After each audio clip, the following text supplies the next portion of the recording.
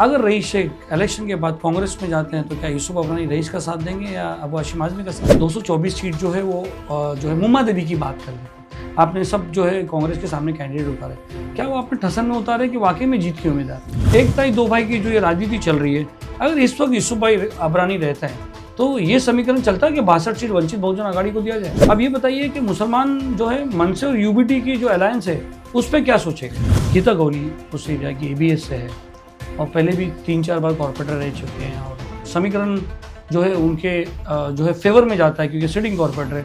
कैसा डिफेंड करेंगे? ये लड़ाई कैंडिडेट में है कि यूसुफ अबरानी वर्सेस अरुण गौली में? एमआईएम गौंडी में बहुत जोर लगा रही है।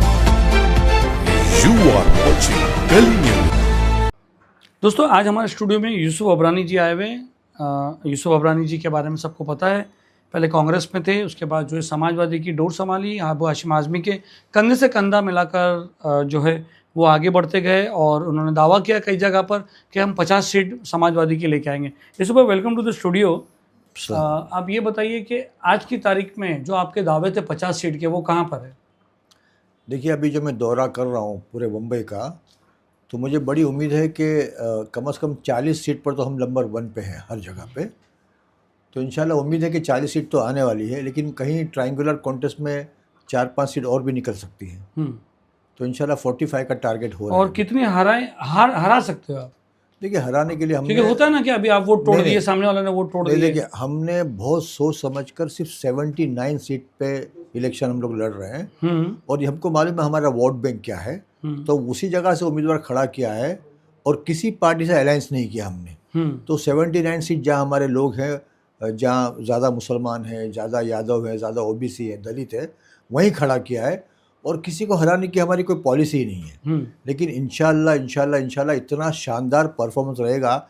एक दावा मेरा है कि कांग्रेस से ज़्यादा सीट हमारी आने वाली है, पक्का। ये आप लिख के रखो और ये इंशाल्लाह मैं जिस दिन रिजल्ट आएगा उस दिन फिर आपसे बात करूँगा। कांग्रेस के बारे में ये कहा गया है, अतुल कुलकर्णी एक बहुत ही सीनियर जर्नलिस्ट है, कि कांग्रेस की 5 सीट आने वाली है। 5 जो इनके पास रिपोर्ट है कांग्रेस पार्टी के पास कि उनका ये रिपोर्ट है कि 9 सीट आने वाली है। बाकी कांग्रेस के जो लीडर हैं वो कहते हैं कि 23 सीट आने वाली है। मुझे मालूम है कि they will not cross double digit. अभी आप भी तो कांग्रेस में कई साल से रह चुके हैं, मिनिस्टर रह चुके हैं, भाड़ा के आप चेयरमैन रह चुके हैं। इसको एक बात बताइए कि जो अभी समीकरण जो कांग्रेस के लोग ने लगाया, जैसे सब कहते हैं कि 3 त्रिदेव है, जैसे अमीन पटेल जी है, असलम शेख जो है, वर्षा गायकवाड़ है, ये तीनों पूरा मुंबई ये चला रहे हैं। एक ताई दो भाई। हाँ, एक ताई दो भाई, चलो ये भी अच्छा है। एक ताई दो भाई की जो ये राजनीति चल रही है, अगर इस वक्त यूसुफ भाई अबरानी रहता है तो ये समीकरण चलता है कि 62 सीट वंचित बहुजन आघाड़ी को दिया जाए? बिल्कुल नहीं। देखिए, मैंने राहुल जी से यही कहा था कि जिस बम्बई में 22 एमएलए थे कांग्रेस के, वहाँ से फिर 18 हुए, 17 हुए, लेकिन वर्षा गायकवाड़ के दौर में 3 हो गए। अब इसके बाद 0 हो जाएगा। इसके बाद के इलेक्शन में 0 होगा। बॉम्बे में सिंगल सीट नहीं आएगी इनकी, ये मेरा दावा है। इतना बुरा परफॉर्मेंस है, इतनी बुरी एक्टिविटीज़ है और इतनी बुरी सोच है। एक सिंपल बात कहता हूँ कि 12 मुसलमान जो 19 साल बाद हाई कोर्ट के जजमेंट पर रिहा होते हैं, तो मुझे बड़ी खुशी हुई कि मेरे 19 बेकसूर मुसलमान रिलीज़ हुए, लेकिन वर्षा गायकवाड़ को तकलीफ हुई। उसने आधे घंटे में, 1 घंटे में टीवी पर आकर, नेशनल टीवी पर आकर कहा कि इसके खिलाफ अपील होनी चाहिए और नेक्स्ट डे अपील फाइल हो गए सुप्रीम कोर्ट में। तो ये है, देखो इनका सही रूप सामने ये है। मैं इससे आगे कह सकता हूँ, आप श्री कृष्ण कमीशन रिपोर्ट पढ़िए जी।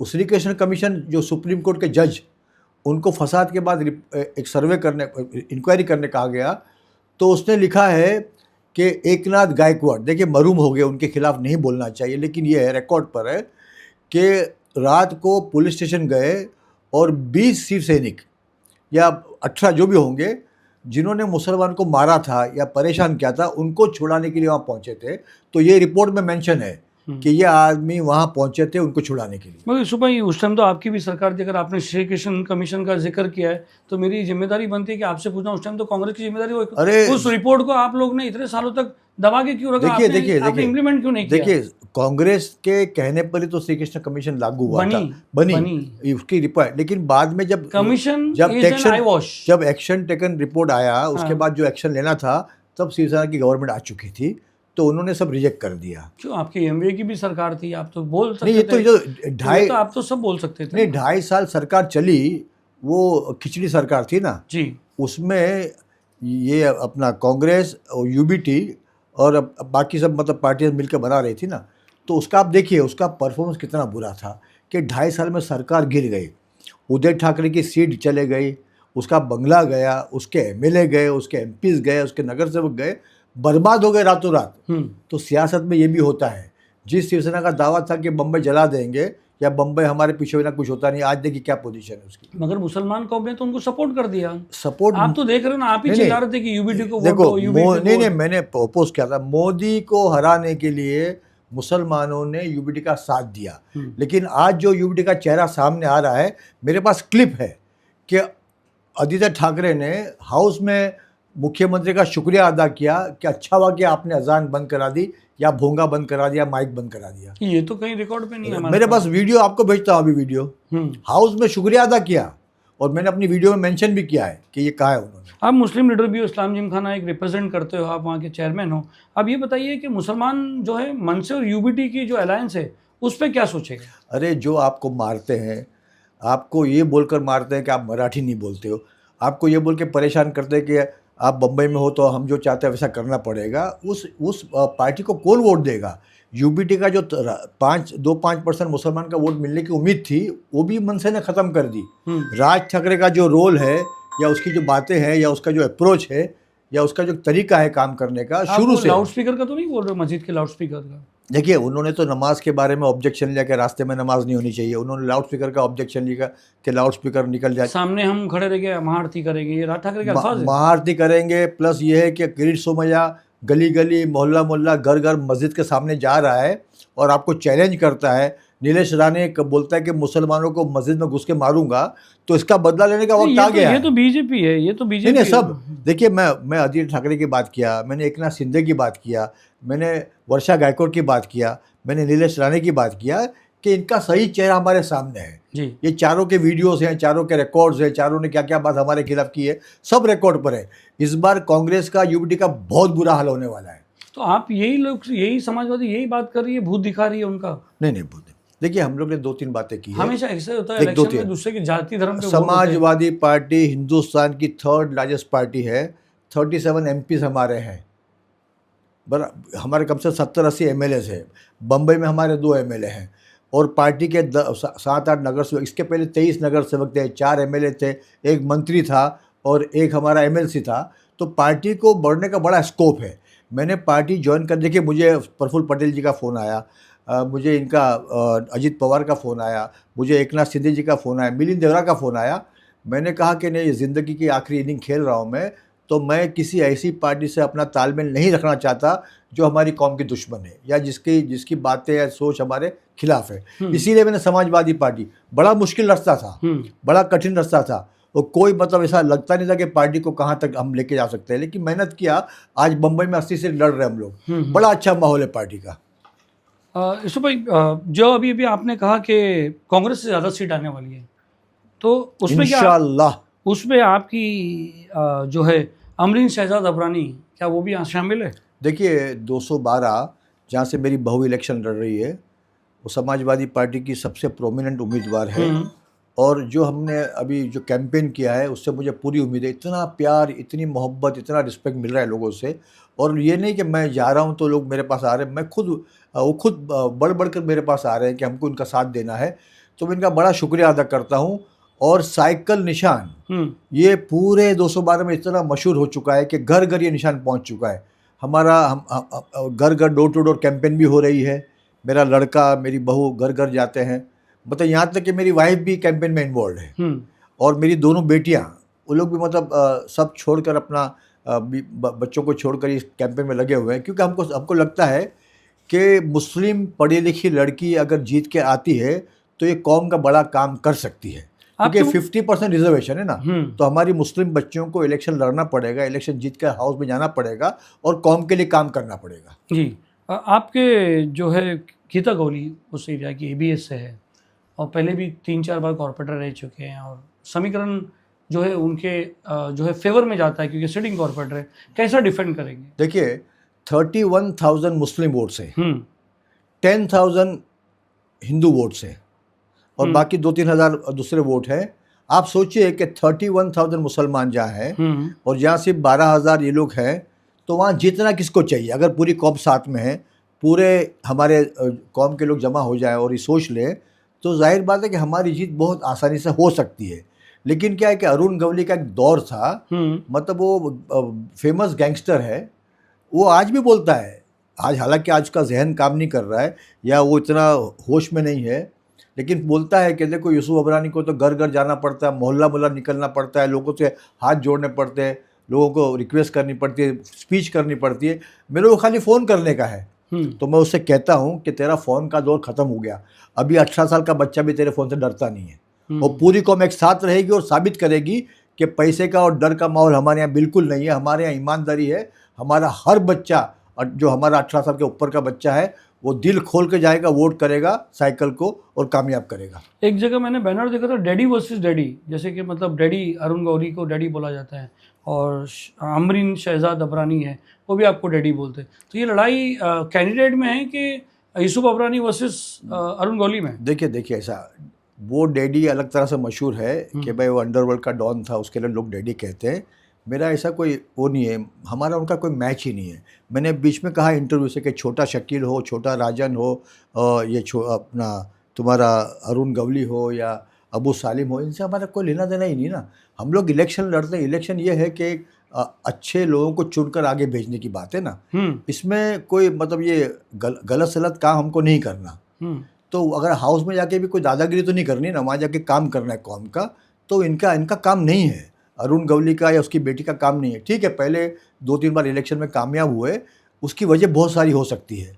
उसकी वजह ये हो सकती है कि डर और खौफ का माहौल था, उसकी वजह ये हो सकती है कि सामने कोई मजबूत आदमी नहीं था, उसकी वजह ये हो सकती है कि हमारा वोट कम गिरा, तो बहुत सारी वजह हो सकती है।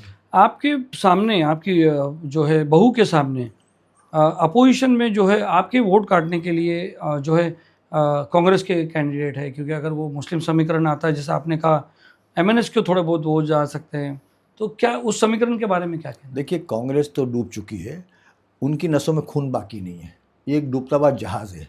आप इलेक्शन के रिजल्ट पे देख लेना कि बम्बई में कितनी जगह उनकी डिपॉजिट जाती है। वहाँ दूसरी तरफ एबीएनएस जो है वो सिंगल पार्टी है। 212 से कांग्रेस की डिपॉजिट जब्त होने वाली है, मेरा दावा है इंशाल्लाह ऐसा ही होगा, या आप लिख के रखो। ऐसा तो नहीं होगा कि आपस में आप लोग लड़ लोगे और वो वहाँ से एबीएनएस? नहीं, ऐसा कुछ नहीं होगा, क्योंकि वहाँ पर अपोजिशन, वहाँ पे साथ में कौन कौन है? कोई पार्टी नहीं है। देखिए ऐसा है, मुस्लिम ना बीजेपी वहाँ से है, ना शिवसेना शिंदे ग्रुप है वहाँ से। हमारी कौम बड़ी जिम्मेदार कौम है, उनके अंदर काफ़ी शऊर है, सियासी शऊर है।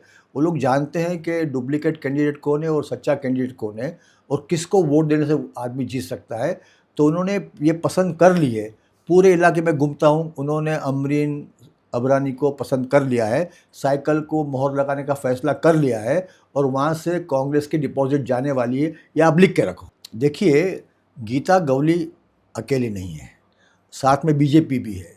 मेरे पास अब एक मैसेज आया है, मैं आपको भेजा हूँ मैंने, कि गीता गवली ने हमारे मुख्यमंत्री फडणवीस को कहा है और साथ में फ़ोटो भी है कि अगर मैं कामयाब हुई तो मैं बीजेपी को वोट दूंगी महापौर के लिए।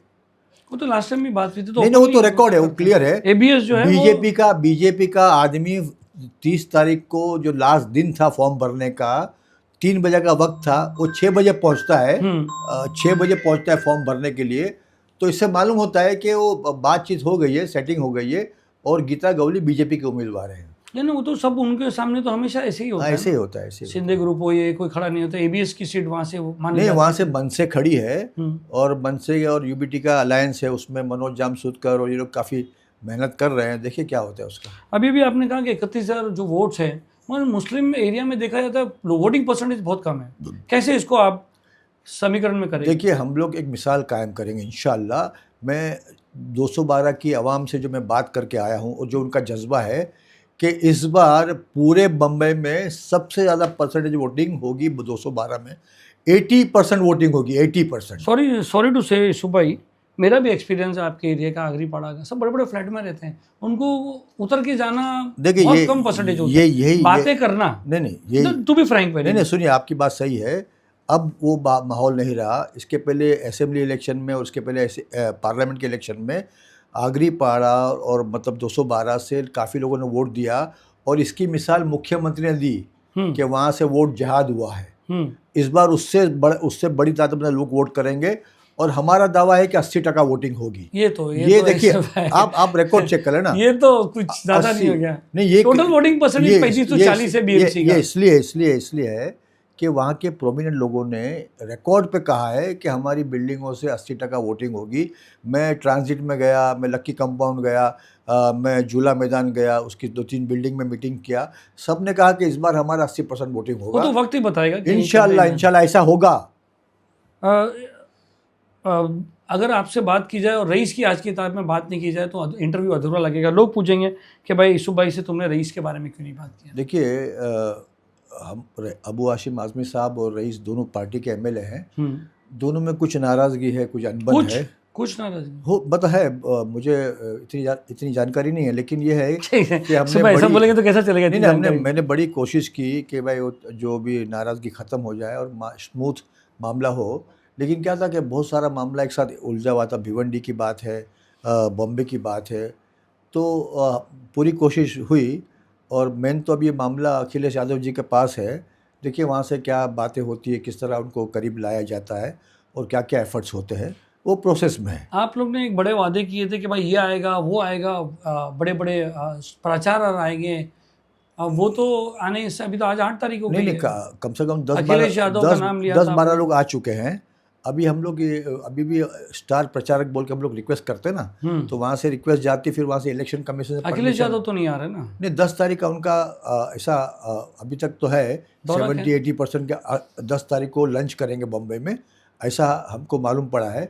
इकरा हसन के यहाँ शादी है तो वो शायद नहीं आ पाएगी, लेकिन बाकी लोग आ रहे हैं, बाकी लोग आ चुके हैं और काफ़ी कल परसों में काफ़ी लोग आएंगे। ऐसे भाई रईस ने कांग्रेस को सपोर्ट किया है और भिवंडी में सारे उसके कैंडिडेट को कांग्रेस में लिया। क्या राजनीति आप तो पुराने माहिर हो, क्या राजनीति से चल रहा है? देखिए, ऐसा कुछ नहीं है। जब दो लोगों में नाराज़गी होती है तो उसके थोड़े छींटे यामा उड़ते हैं, और ये मैंने तो एज अ फायर ब्रिगेड बहुत सारी मेहनत की कि ये मामला सुलझ जाए, लेकिन ठीक है, अल्लाह की मर्ज़ी, और जो होता है वो अच्छे के लिए होता है, ये सोच के हम लोग आगे बढ़ेंगे। और ये दुआ करेंगे कि अल्लाह ताला करे कि जो मसला है वो आगे जाके निपट जाए। तो आगे क्या, अभी तक तो इलेक्शन तक तो बहुत डैमेज हो गया। देखिए ऐसा है फिर तो फेविकॉल भी काम नहीं आएगा, फेविक्विक भी काम नहीं आएगा। ऐसा है ना कि मेहनत तो हमको करनी चाहिए। दो मुसलमान को मिलाने के लिए जो मेहनत करता है वो रमज़ान में हरम शरीफ में बैठ कर एहतिकाफ़ करने से ज़्यादा सवाब है उसका। तो मेरे एफर्ट्स चलते रहेंगे इंशाल्लाह। देखो अल्लाह की क्या मर्ज़ी है। जब इतना डैमेज होने के बाद एफर्ट करके क्या फ़ायदा? सब कुछ होता है यार, सियासत में क्या नहीं होता है। उदय ठाकरे आज मुख्यमंत्री है और कल मतलब पूरी पार्टी साफ, सिंबल भी गया, बाप भी गया, और बंगला भी गया, मुख्यमंत्री की सीट भी गई, सब कुछ गया ना। तो एक कुछ भी होता है उसमें, सियासत में। You can not say anything. आपने एक वीडियो चला है जिसमें रईस शेख ने कहा है कि मैं जो है सपोर्टिंग का एक वीडियो चला है, उसके बारे में कहीं? नहीं, देखिए, तो शुरू में तो हम लोग रईस शेख तो समाजवादी के लिए सपोर्ट नहीं कर रहे। नहीं, शुरू में हम लोग सब साथ में ही थे, सब अच्छा चल रहा था। उसके बाद जो कुछ नाराज़गी, उसके बाद अभी जो माहौल क्या लगता है कि रईस शेख नहीं रहने से कितना बड़ा डैमेज है समाज में? नहीं, देखिए, कोई भी आदमी के जाने आने से तो नुकसान तो होता है, चाहे मैं रहूँ, चाहे छोटे में छोटा आदमी पार्टी का रहे, उससे जाने से नहीं आने से नुकसान फ़ायदा होता है। अब देखिए, तो अभी पब्लिक पे छोड़ दिया हमने, अभी हमारे पास वक्त भी नहीं है क्योंकि 4-5 दिन बचे हैं। तो हम लोग चाहेंगे कि हम लोग सब मिलकर काम करें और जितना अच्छा कर सकते हैं पार्टी के लिए। एक आखिरी सवाल रईस भाई, बहुत यूसुफ भाई, अगरचे जैसे कि आप आए, आपने एक लहर बनाई रईस को लेके, और यूसुफ भाई अपना समाजवादी पार्टी अबू हाशिम आज़मी को लेके एक नई लहर आपने दौड़ा दी, और रईस जो है वो सबको मालूम है कि वो कांग्रेस को सपोर्ट कर रहे हैं, ये कर रहे हैं, और थोड़ा सा बागी चल रहे हैं, नाराज़ चल रहे हैं। अगर रईस शेख इलेक्शन के बाद कांग्रेस में जाते हैं तो क्या यूसुफ अबरानी रईस का साथ देंगे या अबू हाशिम आज़मी का साथ देंगे? देखिए, ये हाइपोथेटिकल क्वेश्चन है, इसके बारे में कुछ बोलना, इसीलिए तो ढूंढ के निकाला मैं। हूँ। अभी तो इसके बारे में कुछ बोलना मुमकिन यानी नहीं कुछ तो है। सोच रहे हो आप? नहीं कि नहीं, कुछ नहीं, मतलब ये कि अभी तो हाइपोथेटिकल है, कल क्या होगा किसको मालूम। यूसुफ भाई आते हैं 224 में। 224 सीट जो है वो जो है मुम्मा देवी की बात कर लेते हैं। आपने सब जो है कांग्रेस के सामने कैंडिडेट उतारे, क्या वो आपने ठसन में उतारे कि वाकई में जीत की उम्मीद थी? मैं आज मेरी बात लिख लीजिए, कोई दावा तो नहीं है, दुआ के साथ मैं कहता हूँ कि 223 हम जीतेंगे, 224 हम जीतेंगे, और ये दोनों जगह पे हमारा उम्मीदवार शानदार कामयाबी हासिल करेगा। यहाँ के जो एमएलए हैं ये डुप्लीकेट लीडर हैं, ये शादी ब्याह के और मौत मौत मैत में जाने आने का एक मामला है इनका। काम के बारे में आप बात करो तो ज़ीरो ज़ीरो, पूरे इलाके में देखिए काम ज़ीरो हुआ है। कोई बड़ी, कोई स्कूल, कोई कॉलेज, कोई यूनिवर्सिटी, कोई मैदान, कोई जमात खाना, कोई मदरसा, कोई हॉस्पिटल, कुछ बनाया नहीं। चलो ठीक है, मैं आपका ये इल्ज़ाम एक्सेप्ट कर लेता हूँ, क्योंकि मैं भी इस एरिया में रहता हूँ। ये एरिया जो है कचरा बहुत ज़्यादा रहता है, ये सब प्रॉब्लम है जो मुंबई की नस है, मतलब ये एक ऐसा है। तो मेरे को ये बताइए आप यूसुफ भाई, फिर वो जीत के कैसे आते हैं? देखिए, आप 15 साल का दौर देख लीजिए कि जब भी अमीन पटेल खड़े हुए, सामने उम्मीदवार कौन था? बिल्कुल ज़ीरो, कोई नहीं था। अब इनको खुला मैदान मिला। जिस जगह से बनात वाला जीतते थे, बड़ा प्यार मोहब्बत मिलती थी। जहाँ से बशीर पटेल 4 बार जीते, उसके बाद जब ये बशीर पटेल की टिकट वो चले गए एनसीपी में और मुझे भेज दिया गया गवंडी में, तो ये इलाका खाली हो गया, तो इनके पास कोई बचा नहीं। तो ये मुरलीधरा के खास मतलब राइट हैंड, या बोलो 20-25 साल से उनकी खिदमत की है, तो अभी भी? उनको अभी मिलिंद देवरा के साथ में है वो। भले नाम के लिए कांग्रेस में है, लेकिन मिलिंद देवरा उनके गुरु है, उनके करता धर्ता मिलिंद देवरा। उनको पूछे बिना ये पानी भी नहीं पीते, तो वो है। अभी ये मिलिंद देवरा के हैं, एकनाथ शिंदे के हैं, फडणवीस के हैं, कि कांग्रेस के हैं, ये किसी को नहीं मालूम। कहा देखिए, आप बताओ, एक सिंगल काम दिखा दोगे तो मैं बोलना बंद कर दूंगा। पूरे ये मुंबा देवी में एक बड़ा काम दिखा दी, एक सिंगल, मतलब हाथ लोगों से मिलना, शादी में जाना, मौत मेज में जाना, यही काम है, बर्थडे पार्टी में जाना। काम के बारे में ज़ीरो। तो और मुसलमान इनके दौर में काम के दौर पे वोट कौन देता है? काम के सुनो एवज ना, में वोट नहीं कौन नहीं, देता जब है? सामने कोई रहता नहीं एक चैलेंज आम करने आदमी वाला। पार्टी का एग्जांपल ले नहीं, लूं, आपको दिल्ली में इतनी सारी चीजें फ्री दिए, ये दे रहे, वो दे रहे, फिर पंजाब में दे रहे, मगर काम के ऊपर नहीं, वोट मिलता। फिर भी 10 साल सुनो।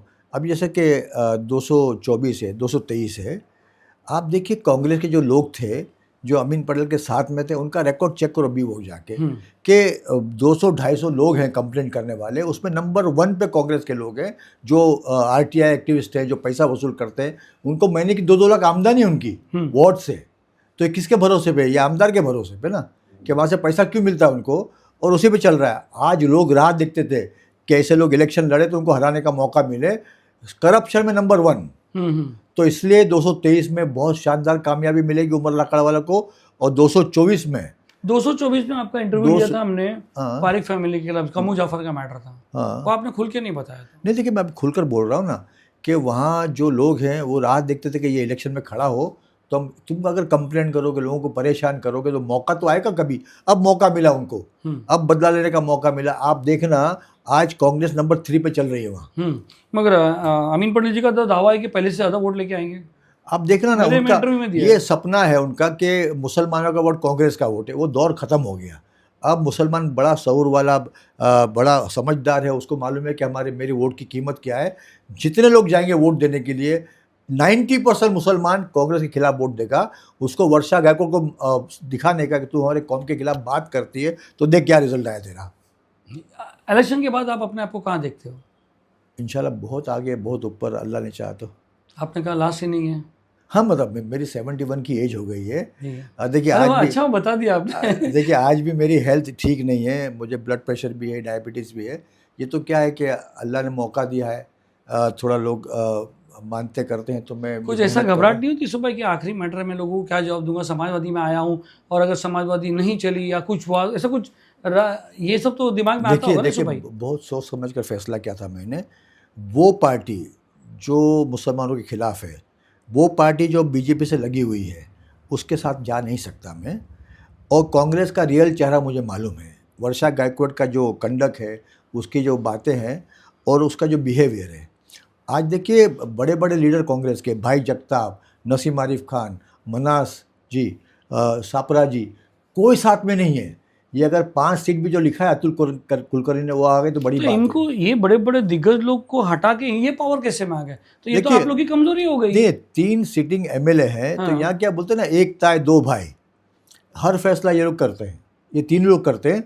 बाकी पार्टी में किसी बड़े लीडर की कोई इज्जत नहीं है, कोई वैल्यू नहीं है, कोई खड़ा नहीं करता उनको, एक सिंगल टिकट किसी को दिला मैं नहीं वही पाते। पूछ रहा हूँ, रीजन क्या रीजन? आप लोग तो दिक्कत नेता आरिफ नसीम खान को लेकर मिनिस्टर रह चुके हैं, सब हो चुके हैं, तो फिर ये नौबत कैसे आई? देखिए, आप लोग कमजोर कैसे हुए? नहीं, कमजोर ऐसे हो कि 4-4, 5-5 बार मिनिस्टर रहने वाले और 20-20, 22-22 एमएलए, आज पार्टी को पूछता नहीं है कोई। जो कांग्रेस का ऑफिस है, वहाँ के जो एम्प्लॉय है उनकी पगार नहीं मिल रही है उनको, इलेक्ट्रिक का बिल भरा हुआ नहीं है, बाहर जो खादी वाला कपड़े बेचता है उसकी 4 जोड़ी बिकी है 4 महीने में। कुछ लोगों का कहना है कि यूसुफ अब्रानी जो कांग्रेस के खिलाफ जहर उगलते हैं, वो उनकी जो है निजी रंजिश है, जो कि उनको एमएलए की टिकट नहीं दी गई। नहीं सुनो, मैं तो काफ़ी टाइम रहा ना। मैं बोलता हूँ, कुछ लोग मैं बोल रहा हूँ। मैं कॉर्पोरेटर रहा, मैं एमएलए रहा, मैं माडा का चेयरमैन नहीं, उसके रहा। बाद लास्ट की आखिरी हाँ तो ठीक है, सेकंड सेमीफाइनल की बात कर रहा हूँ। सब मर्जी अल्लाह की होती है, अल्लाह की मर्जी नहीं थी, टिकट नहीं मिला, कोई बात नहीं, लेकिन और फिर आप निकल गए, उसके बावजूद निकल गए एकदम कांग्रेस को बर्बाद करने। उसके बावजूद भी वही मुस्कुराहट, वही बातें, वही काम। वो तो पॉलिटिशियन का नहीं ठीक है, मेरा तो कंडक्ट यही रहा है, मेरा कोई दुश्मन नहीं है। वाकई में यूसुफ अब्रानी जो है मुसलमानों की बात करता है कि अपना बदला निकाल रहे हैं? देखिए, अगर मैं 10 साल पहले इमामों के बारे में, मौजिन के बारे में बात करा, या वो तो आपका बहुत अच्छा सुने था आपका, और या मैं ब्लाइंड के लिए, डेफ एंड म्यूट के लिए, हैंडीकैप के लिए काम करता हूँ, या जो बच्चे जेलों में उनको छुड़ाने की बात करता हूँ, या चैरिटी के काम करता हूँ, ज़कात फर्स्ट में शामिल हूँ, तो ये सब काम इलेक्शन से लग के कुछ भी नहीं है ना। ये तो आखिरत के लिए कर रहा हूँ मैं, अल्लाह ताला इसको कबूल करे। बस मैं चाहता हूँ कि ईमान के साथ इज़्ज़त का अल्लाह ताला मौत दे, और कोई भी गलत इल्ज़ाम हम पर, कोई भी मतलब गलत ऐसा काम ना करूं जिससे मेरी इज्जत। तो मेरा सवाल वापस मैं दोहराता हूं कि यूसुफ अब्रानी अपना बदला लेने के लिए निकले हैं कि कौम को, वाकई में मुस्लिम कौम को? नहीं, बिल्कुल बदले की बात है ही नहीं। देखिए, मैं पहले समाजवादी में था, कुछ नाराज़गी हुई, कांग्रेस में आ गया, यहाँ नाराज़गी हुई, वापस समाजवादी में आया। तो ये क्या होता है कि आपको कहीं लगता है कि यहाँ काम करने से फ़ायदा नहीं है, या यहाँ काम करने में वो इज़्ज़त और वक़ार नहीं है, तो वहाँ से हट जाना बेहतर है। और यही इससे पहले कि कोई हटा दे, नहीं, कोई हटाने की तो ताकत नहीं किसी की। बहुत बड़े आलिम ने मुझे कहा कि देखो, यहाँ इनके दिलों में तुम्हारे लिए जहर है, ये एक ताए और दो भाई, तो इनको छोड़ना बेहतर है तुम्हारे लिए। तब मैंने छोड़ा। अभी भी आपने कहा कि अमीन पटेल जी के बारे में कहा कि इतने साल से डेवलपमेंट में, यही चीज़ तो आपके जो महाराष्ट्र के सदर है अबू हाशिम आजमी, उन पे लगता रहा कि गवंडी और मानपुर का डेवलपमेंट ही नहीं हो रहा है। यहाँ गवंडी में मैंने बहुत काम किया हूँ एज ए एमएलए। आज डायलिसिस सेंटर है, हॉस्पिटल है, स्मार्ट क्लासेस है, मतलब स्किल डेवलपमेंट है, सब बड़ा नहीं बना हुआ है, मौजूद है। आप जाके देख के आइए ना। मैं वहाँ पर नहीं लोग, वहाँ कम से कम 10 लाख लोग हैं, कितना भी काम करो। मैं बोलते मैं क्या करूँ, ड्रग्स है, मैं थोड़ी नहीं, माशाल्लाह बहुत काम किया उन्होंने। देखो, खाली जाके काम देख के आओ, उनकी लाइब्रेरी देखो, उनका स्किल सेंटर देखो, उनका कंप्यूटर सेंटर देखो, वो डायलिसिस देखो। नहीं, मैं देख के आया हूँ। मैं कोई झूठी बात नहीं बोलूँगा, अगर काम किया है तो किया है, नहीं किया तो नहीं किया है। जब मैं यहाँ चैलेंज करता हूँ कि आप दिखा दो, तो ये चैलेंज करता है कि वहाँ देख के आओ। जो उन्होंने लाइब्रेरी का काम किया है और जो स्किल सेंटर बनाया है, वो उसकी भी तो रिपोर्ट आई थी कि वो फुलफिल फंक्शन नहीं है। अरे कम से कम 100-150 लोग काम करते हैं वहाँ, कैसी बात कर रहे हो? चारों हॉस्पिटल में जहाँ डायलिसिस होता है, रोज़ के 35 लोग डायलिसिस करा रहे हैं, इतने सारे मशीन है, फ्री दवा मिलती है वहाँ से, तो बहुत सारा काम है। आप जाके चेक करके फिर बात करेंगे हम लोग। MIM, आखिरी सवाल, MIM गौंडी में बहुत जोर लगा रही है।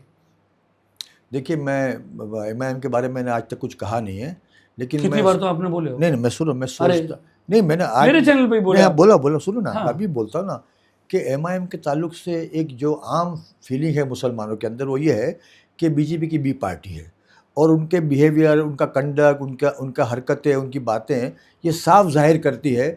अगर मैंने एक गलत अल्फाज बोला तो मैं जेल जाऊंगा। वो इतना अनाप शनाप बोलते हैं, कोई एक्शन नहीं होता।